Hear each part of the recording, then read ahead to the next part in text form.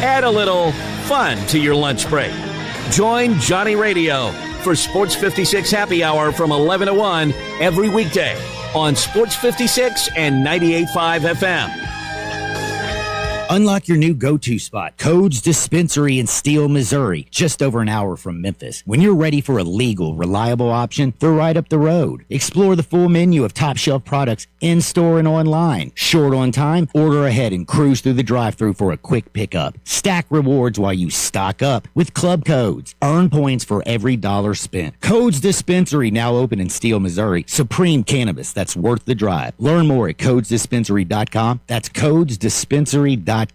Chris Price here with Metro Builders, your roofing and restoration resource. With single-digit temperatures and ice moving in, frozen pipes and ice dams don't give you much time to react. A busted pipe can flood walls, ceilings, and floors in minutes, and the real damage is often hidden behind drywall, insulation, and cabinets. That trapped moisture can lead to mold fast. Right now, Metro Builders Memphis is delivering immediate emergency water mitigation and response day or night. We can stop the water, document the damage, and help prevent long-term issues before they spread. If you see water stains, sagging ceilings, or active leaks, don't wait. Call us before mold spores spread. Call me, 901-375-1717. That's 901-375-1717. Metro Builders, your roofing and restoration resource. Metro Builders, we don't just build, we build world class. Book us online at metrobuildersmemphis.com. metrobuildersmemphis.com. Air. We breathe it naturally. Simple, right? Not so fast. The air you breathe could be hazardous to your health. Don't guess. Be sure with a phone call to the Memphis Mold Inspector, the only licensed mold assessor in the Mid-South. Call the Memphis Mold Inspector to check the air quality inside your home and office. Protect babies, pets, new homes, old homes, employees, friends, loved ones, and you. Just call 901-292-7788 for clean air and peace of mind. 901-292-7788 for the Memphis Mold Inspector. Nestled in the heart of East Memphis, located corner of Park and Cherry, is a beautiful residential neighborhood. I'm here at Town Village Audubon Park interviewing a new resident, Carolyn. Share with us why you chose Town Village. Well, if your parents or special friends need to make that big move, let me share with you my experience. It was tough for me to leave home, but then I discovered Town Village. I would like to highly recommend Town Village to you and your loved ones. After looking at all the amenities and meeting all the people and staff, I was hooked. From restaurant, bistro, 3 meals per day, housekeeping, transportation, security, health care, physical therapy, exercise room, and even a heated pool and spa. Come see us and make your new home at Town Village. Visit us and call Daniel at Town Village Audubon Park at 901-374-7342. There's no place like home, Town Village. Now back to Wolo and Friends on Sports 56. Here once again is the voice of the Tigers, Dave Woloshin. Take me to the pilot of your soul. Take me to the pilot, lead me to the train. Take me to the pilot, I'm not a stranger. Take me to the pilot.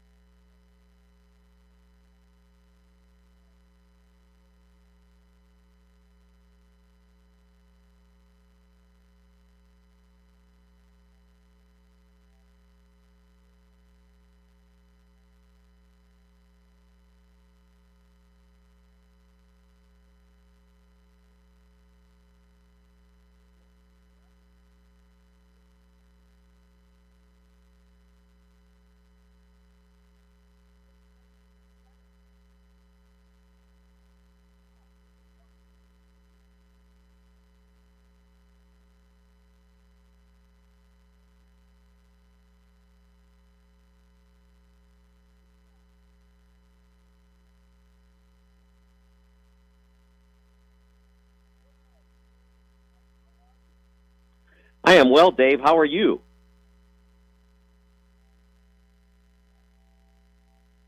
Good for you.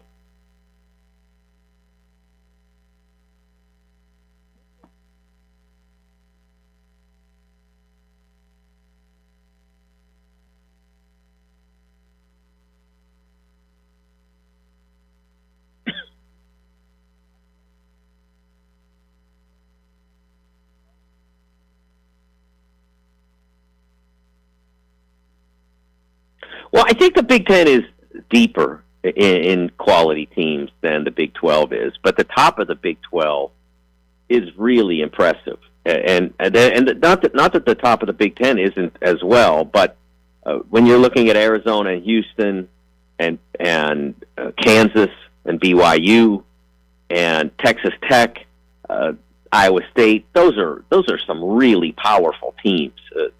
So I think that I guess it all depends on how you measure it. I mean, last year the SEC was the best at the top and at the bottom.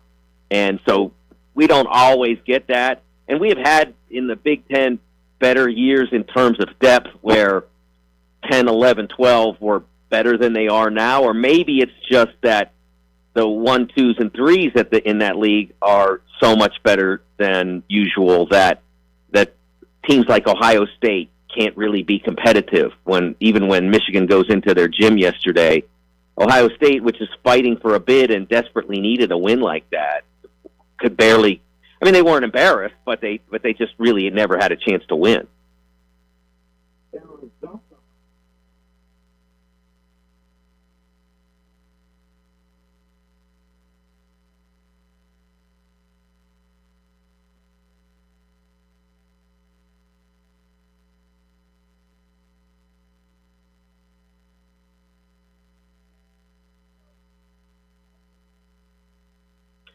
They certainly have been to this point, but the trick is to be the best team in the country on April 7th or whatever the night is this year, the first Monday night in April, whatever the date is. That's the trick, and they certainly have the ability to do that. You have to have those NBA players, and they've got them. Brayden Murray and Koa Pete will be top dozen picks in the NBA draft. You've got a point guard in Jaden Bradley, who is absolutely in control of the game. UCLA had them beat early in the year, up 8, maybe 6 minutes to go. Nothing was working for Arizona at that stage. It was only their third, fourth, fifth game, whatever. And you had Bradley just take it over. And he said, okay, see if you can stop me. And the answer was, nope, can't stop you. And he scored, I think, the final 12 points or 12 points in a row at some point. So having that is an important ingredient as well. They aren't the best at blocking shots, which is a key ingredient. You got to be able to protect the rim, but they aren't awful at it. They are in the. That's probably the if there is a weak part of their game, maybe that would be it in terms of being able to win it. And the other part that's interesting is they shoot the three pretty well, a reasonable percentage. They're in the upper third of Division I in that, but they almost never do it. They're they're second to the bottom in terms of the percentage of their buckets that come from three-point range, which is really interesting. I mean, we're supposed to be in this analytics age, and I wrote about this, yesterday we saw a team win the Super Bowl with field goals, and maybe we'll see the national championship one with a team that barely shoots from deep. Yes. Arizona's really good at that, too.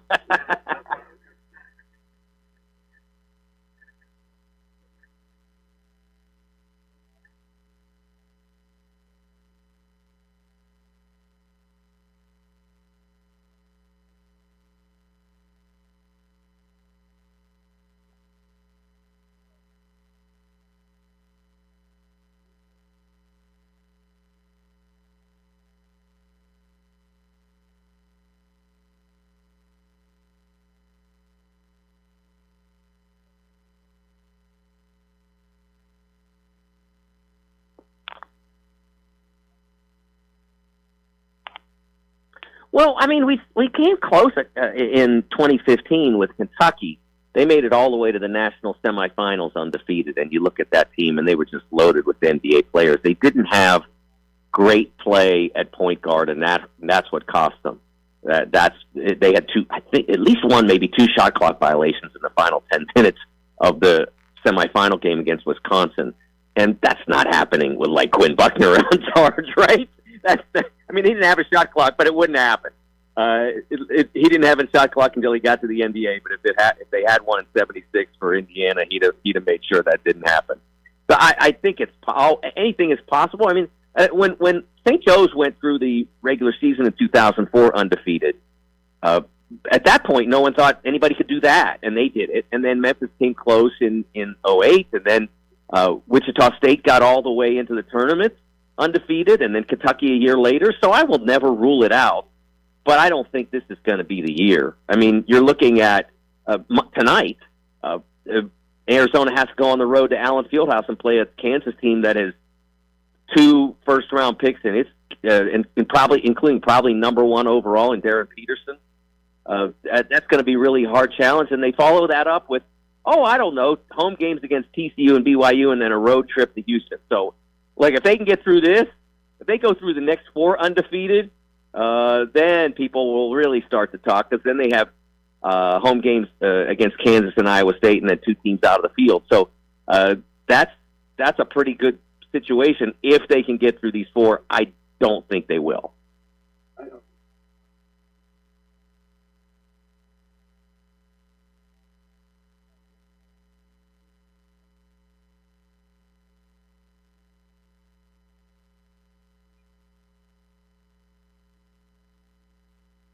Yeah.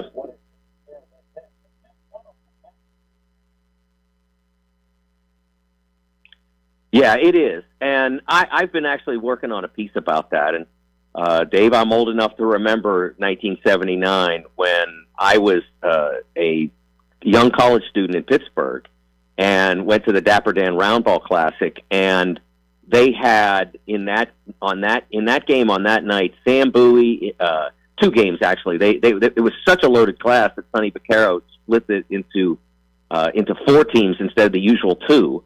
And he had James Worthy and Dominique Wilkins and Isaiah and Ralph Sampson. It was an incredible year. The guys who weren't Hall of Famers were Cliff Levingston and Antoine Carr. It just was a ridiculous year. And this year is the first time. I mean, we've had some really good classes. 95 was extraordinary with Kevin Garnett at the front of that class. But this is probably the deepest year we've had since '79.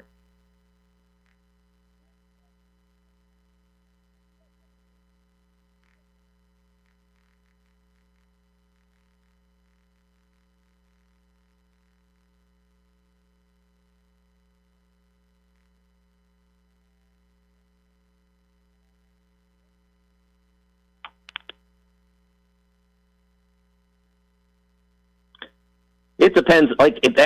They can only lose 1 game, and it depends. That would probably for them have to be the title game if they were going to. Although it would be hard for the committee to leave out. I don't know what it would be. If they lost in their semis, it would be 35-1 or something. I think it'd be hard to leave them out even then. They don't want to lose in the quarters and test it. I think it was 2002. Butler's coming off a great year in which they blew out Wake Forest in the first round of the NCAA tournament. And that year they were in I don't know what they called it then, but it's now the Horizon League. And they came back the next year and went 25-4 or something like that in the regular season. They were great.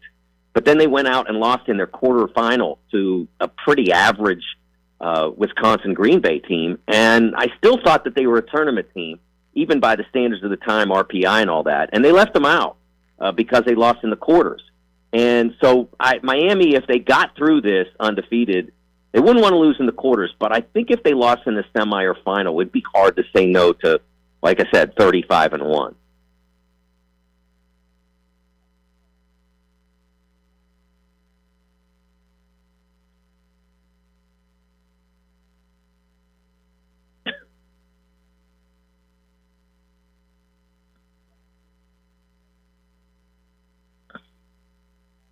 Actually, it's 10. Yeah. Yeah.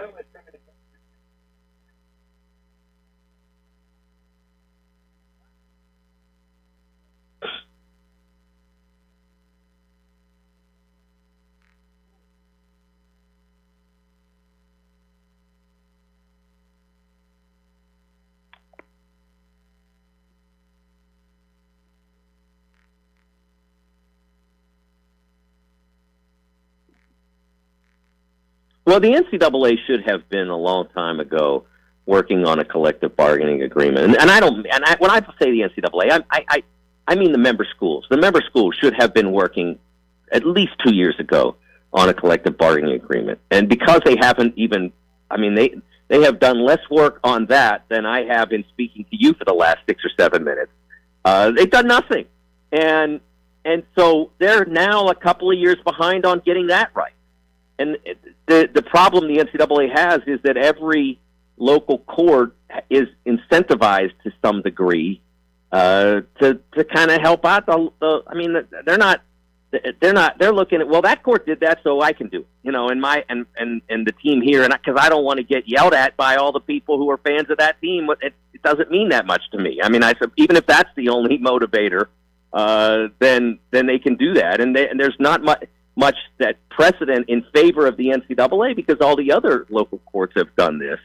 So by the time it gets around to Charles Bediako or whoever, all the precedents that are out there favor the athlete. So it's hard for the NCAA to win any of these cases. They have said that they wanted to draw the line at players who played in the NBA. And right now, the only one who has tried to do that is Bailey. And he will probably only have 1 year of eligibility left because his clock started when he played, I think it was 22-23. I think I did the math on it. I think he played 1 year, and then he's been out for, I think, 3 seasons, and then he would have the 5th year, I think, if I remember correctly. And so I don't really know what the upside is for him other than a short-term solution for his career. But in all honesty, he's probably better off going and making a good living in France or something. I mean, he really would be, because I don't think this is getting him back to the NBA. He shouldn't have gone when he had, when he made the move. I don't think that it took much basketball knowledge to be aware that he wasn't going to be picked in the first round. And if you're leaving college, even then, they were paying guys. I mean, it's not like there was no money when Amari left school. We were already seeing the whole thing with Miami, the Miami Hurricanes, and the guard. That had happened like the year he was a freshman, I believe. So he decided to leave because he thought he was better than he is.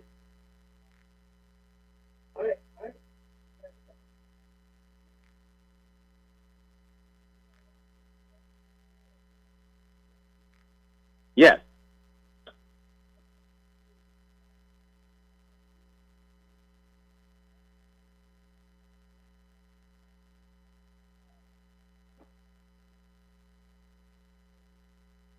Right.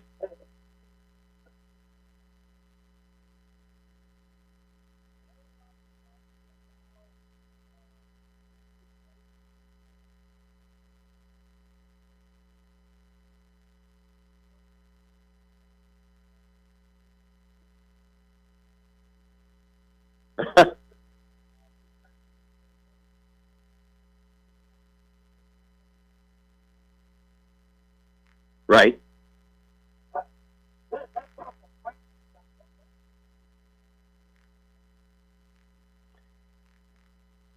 Yeah, I agree with that being the line, to be honest with you. I mean, it's the highest level of professional basketball, and if you commit to playing there, then that should be the end. And remember, Bediako never play, although he signed an NBA two-way contract, he never, as I say several times now, he never got the good way. I mean, he got the other way. He was playing in Maine or Fort Wayne or wherever, Bakersfield. I mean, it's not the same as being as playing for the Memphis Grizzlies or playing for the Indiana Pacers. It's not the same.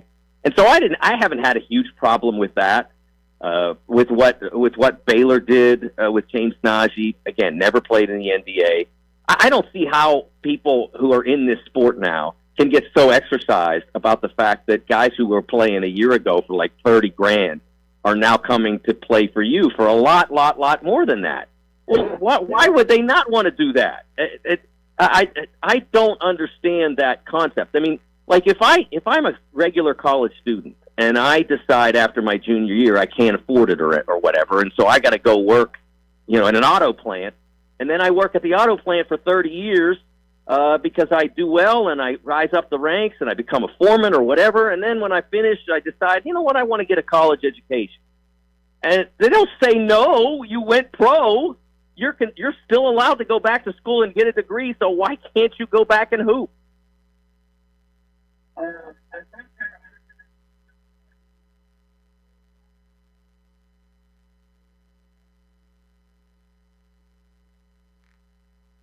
Well, I think you still have to enroll. You still have. I mean, if you're only there for a short period, you may not have to meet any academic standards because you wouldn't be subject to continuing eligibility. But you have to enroll.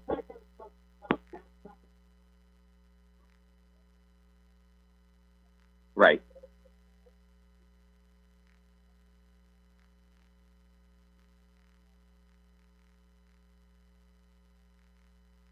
But that's true. That's true for a lot of people who aren't basketball players as well. I mean, let's be honest. That has been true since well before I was in college. Some people decide somewhere along the line that they'd rather party or work hard or I will be honest with you. Did I get the absolute best education I could have possibly gotten where I was? No, because I was busy working at the school radio station, working on a local newspaper, doing internships in radio. And so, like, when they handed me the Odyssey in English 201, I said, I ain't reading that, and I dropped out of English 201, and I clept out of it. I took the college-level examination program, and there went English 201. It was covered. It did work out okay.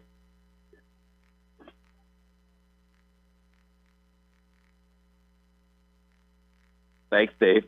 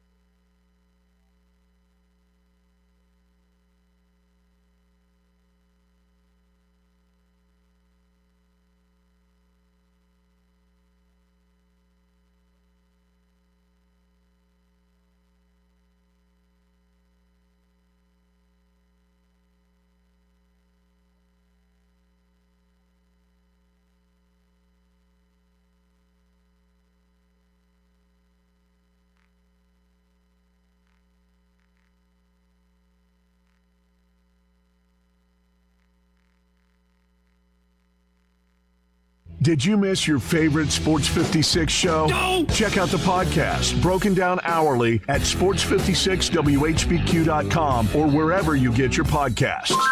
Be sure to like and subscribe. Never miss any Sports 56 show again with our podcasts available daily from Sports 56 and 98.5 FM. Maria's Cantina in South Haven is not your average Tex-Mex joint because they're serving up Mexican with a twist. Maria's Scratch Kitchen is the most creative and diverse menu around. Beyond the traditional huge quesadillas, chimichangas, and fajitas, Maria serves up hand-rolled Latin egg rolls, Cajun and Creole items like catfish, gumbo, and boudin balls, as well as the best sandwiches and 8-ounce burgers in town. Wash it all down with a house margarita for only $5.50 and happy hour every day till 6. MariasCantina.com, 6717 Airways, Mexican with a twist.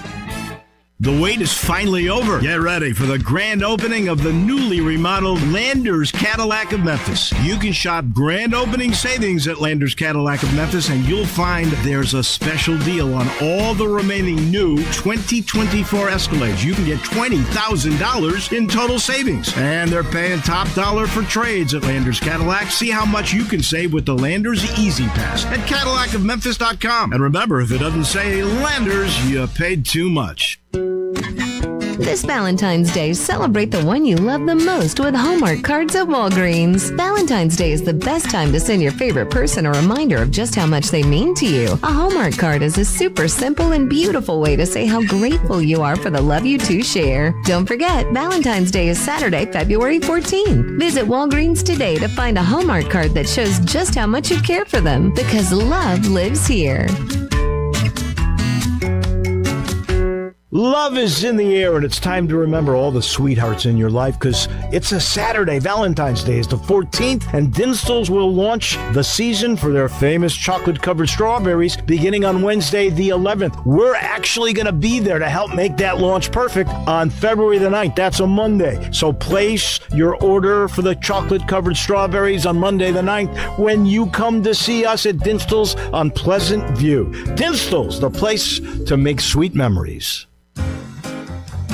Hi, fellas. Bill Russell at Russell Brothers Fine Jewelers, and I hope that you're aware that Valentine's Day is right around the corner, and you can't be dawdling along waiting till the last minute to find her something wonderful that will make her happy.